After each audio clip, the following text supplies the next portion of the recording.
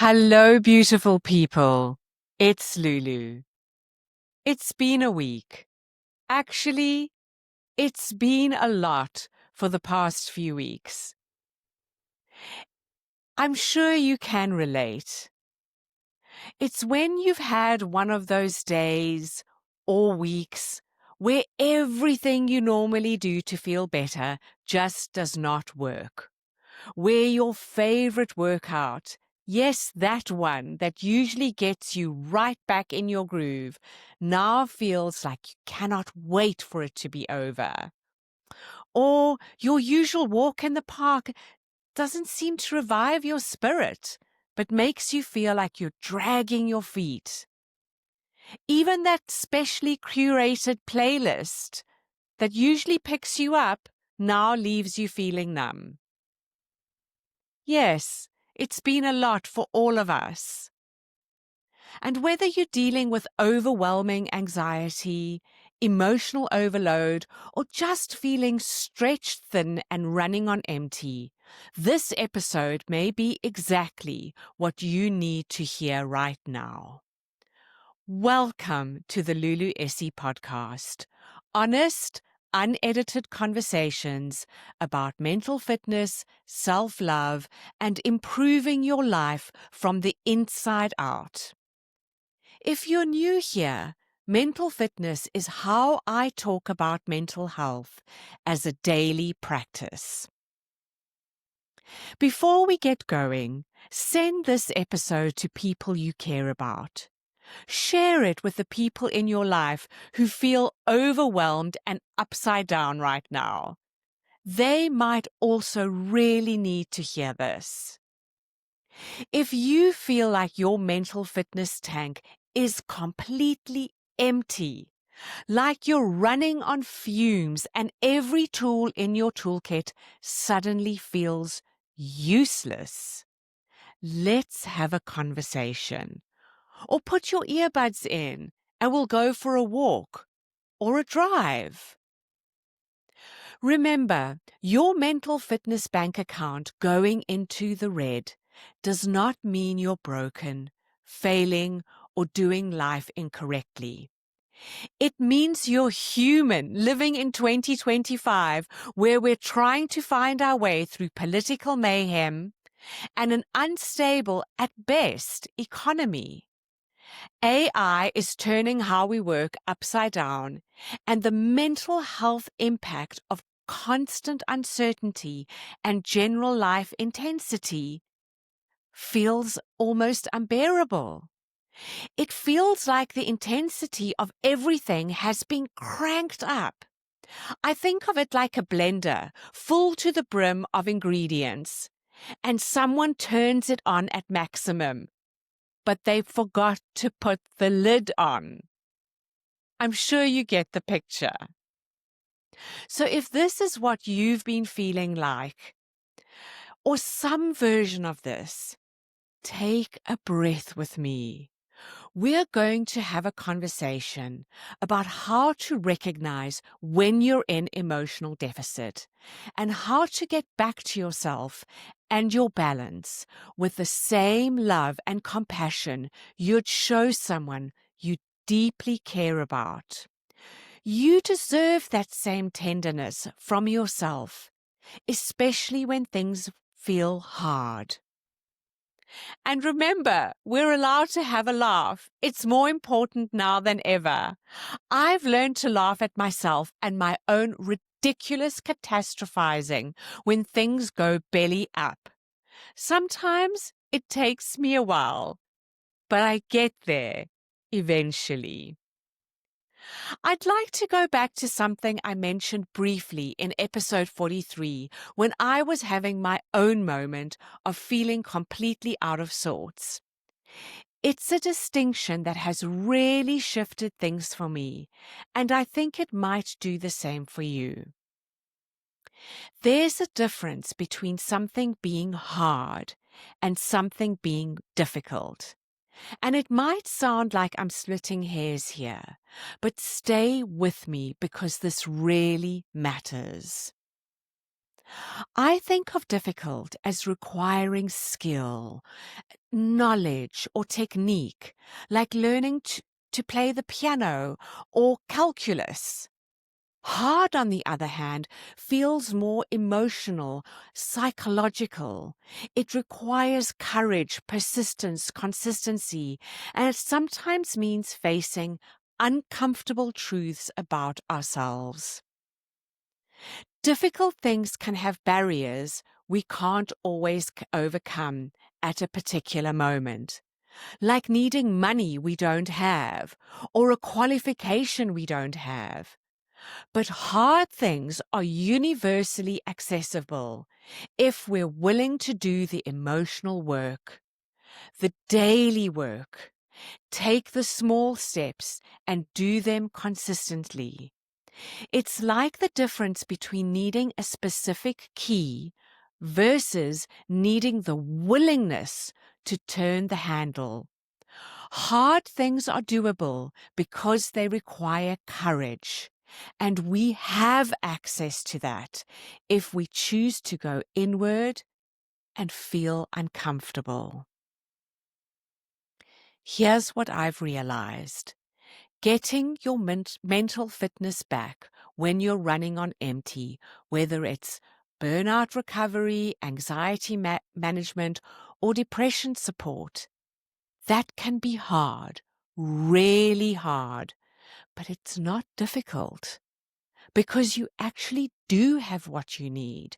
You might have just forgotten how to access it, or you're trying to force tools that worked in different circumstances. Think about it this way. When you're physically exhausted, you don't try and run a marathon. That's obvious. You rest, you hydrate, you eat something nourishing, and then you start with gentle movement. Your mental fitness recovery works the same way, but somehow, when we're emotionally depleted, we think the answer is to do more, to push harder, to force ourselves back to normal immediately. That's what makes it feel difficult instead of just hard. We're using the wrong approach for where we are and not working with what we have. And we always have enough. It may not be your ideal, but it's enough because you are enough. And I love how we always seem to rendezvous back to the same point of being enough. So here's what I invite you to consider. What if getting back to yourself isn't about doing more, but about doing different? Not giving up, but adjusting. What if it's not about finding new tools, but about remembering the simple ones that work when you're in this state? And maybe you can give them a little tweak. You are a different person to the person you were when you last used those tools. So a slightly different approach is perfectly valid. Your brain, that beautiful, complex brain of yours, is actually designed to recover. Neuroplasticity means your brain can literally rewire itself, creating new pathways, even after difficult periods. But it needs the right conditions to do its job.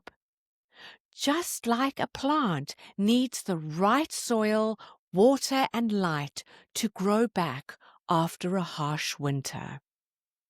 You haven't lost your ability to feel better. You haven't broken your mental fitness permanently. You're just in a season that requires different care. And that's okay. Can you feel the difference between this is difficult, it's impossible, and this is challenging, hard, but feels doable? I invite you to really sit with that for a moment. You're not failing. You're just human, dealing with human-sized challenges in a world that sometimes feels bigger than all of us. So let's get practical with tools that work when you are running on empty.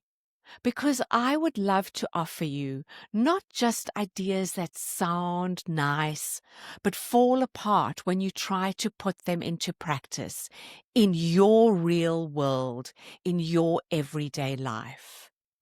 When your mental fitness tank is running on empty, whether you're dealing with stress, overwhelm, emotional exhaustion, you need what I call emergency gentle. These are approaches that work, even when you barely have the energy to think straight. These aren't mental fitness tools cranked up to 11. They're different. They're gentler, more forgiving, and they allow room for becoming, for unfolding, for softening. So here are 3 gentle mental fitness tools. And let's leave judgment and perfection at the door. They are not invited. It's just us. The first tool, the 60-second reset. This one sounds almost too simple to make a goddamn bit of difference. But stay open. When everything feels overwhelming and you can't even imagine yourself doing your usual self-care routine, try this. Time yourself for 60 seconds. That's it. During that minute, you're going to do just one thing that feels kind to yourself. Maybe it's stepping outside and feeling the air on your face. Maybe it's making a cup of tea and actually tasting it. Maybe it's having a piece of chocolate without the side of guilt. Maybe it's texting someone you love just to say, I'm thinking of you.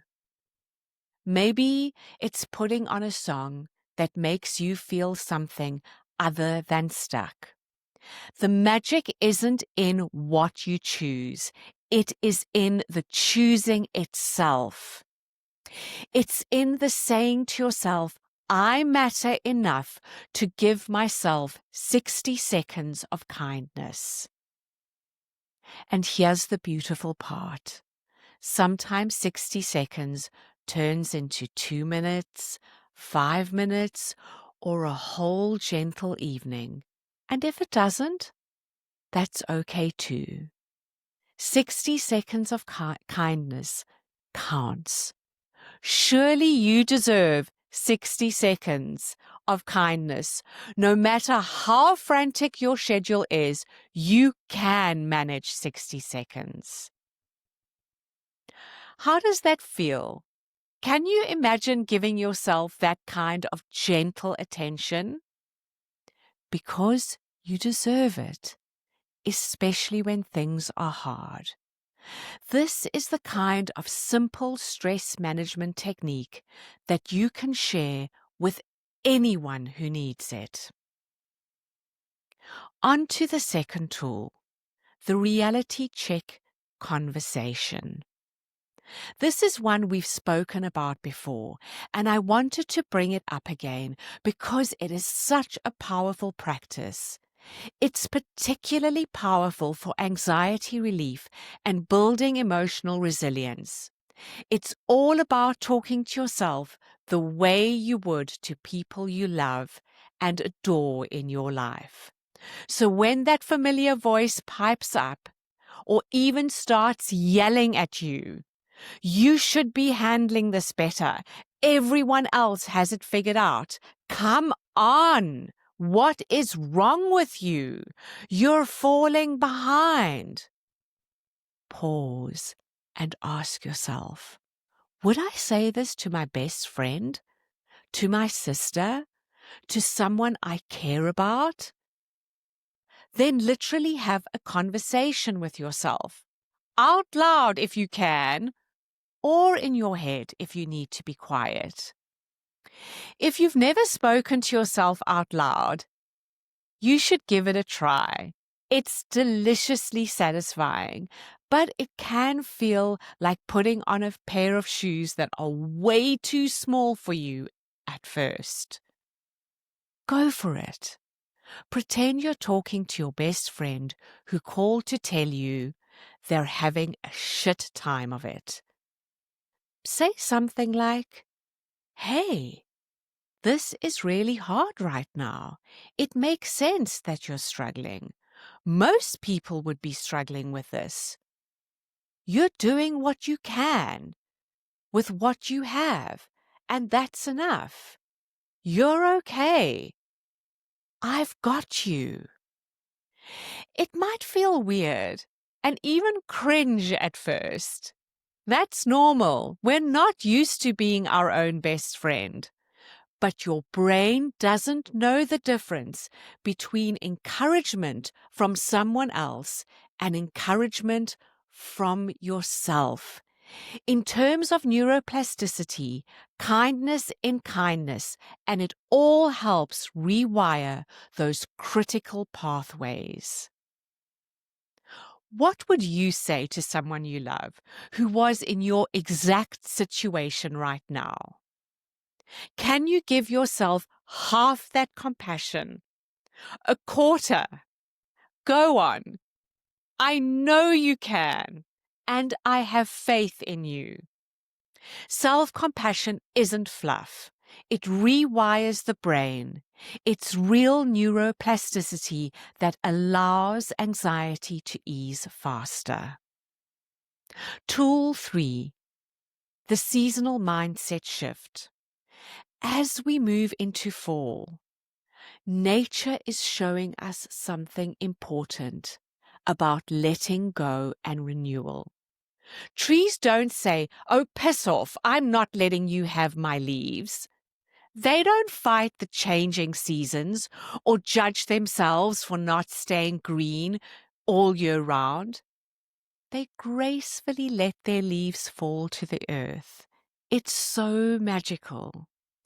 When your mental fitness feels depleted, what if you thought of it like a tree in autumn? Not dying, not failing, just resting, preparing, letting go of what's not serving you so new growth can happen, so that you can make space to expand. Think of it as making space for miracles. This might mean letting go of expectations about how quickly you bounce back. It may be letting go of the idea that you need to be on all the time, or acknowledging that some days are just about survival and not about productivity. Ask yourself, what am I trying to hold on to that I could let fall away like leaves? What would it look like to trust my own seasons instead of fighting them with everything I've got? Here's what I invite you to remember. Your mental fitness bank account or your mental fitness tank, the words don't matter, but them going into red isn't a crisis. It's information. It's your inner wisdom saying, "Hey, hold on, we need some different care right now." And the fact that you're listening to this, that you're seeking support and tools, is your sign that you are doing something right. You don't need to fix yourself because you are not broken. You just need to tend to yourself with the same love and patience you'd show someone precious to you, because that's exactly what you are. Does any of this feel doable for you? Even if it feels hard, remembering that hard doesn't mean impossible. Beautiful people, if you take nothing else from our conversation today, please take this. Your mental fitness going into the red doesn't mean you're doing life wrong. It means you're human, living a human life in 2025, and sometimes that asks more of us than we think we have. It's just bloody demanding. But here's the truth that sits underneath all of it. You have everything you need within you. Maybe it's buried under exhaustion. Maybe it's hard to access right now, but it's there. The 60-second reset, the gentle conversation with yourself, the seasonal wisdom of letting go. These aren't fancy techniques. They ways back to your own kindness, your own wisdom, your own enoughness. And no, they won't magically put money in your bank account, pay your debts, or meet your deadlines, but they will make you feel better about taking the steps you need to so that you can be in a place where you can feel your way to the path that will get you there. And when you're ready, not when you think you should be ready, but when you actually are ready, you'll find your way back to feeling yourself again. Because that person isn't gone. They're just resting. And they may well be in need of some kindness, some care, some compassion, and a big side portion of love. So here's what I'd love you to do. Pick one of those tools and give them a try. Just one. Give yourself that 60 seconds of kindness, or have a compassionate conversation with yourself, or ask what you're ready to let fall away like autumn leaves. If this episode helped you understand that mental health struggles don't mean you're broken, share it with someone who needs this reminder. And send some kindness to those you love. Start by texting this episode to 2 people, 3 people, 10 people. Love truly does multiply when it's shared. Follow my show on Apple, Spotify, or wherever you listen. And you can watch this episode on my YouTube channel. And please, hit subscribe when you're there. Next week, we're talking about something that might surprise you. How your to-do list might actually be sabotaging your mental fitness. Yes, really. And you won't want to miss it. Remember, you don't have to have it all figured out. None of us do. You just have to keep showing up for yourself with love. And that's exactly what you're doing right now. And as always, what comes from the heart reaches the heart. And today, like every day, with the reminder that you are enough exactly as you are, whatever season you're in, this comes straight from my heart to yours.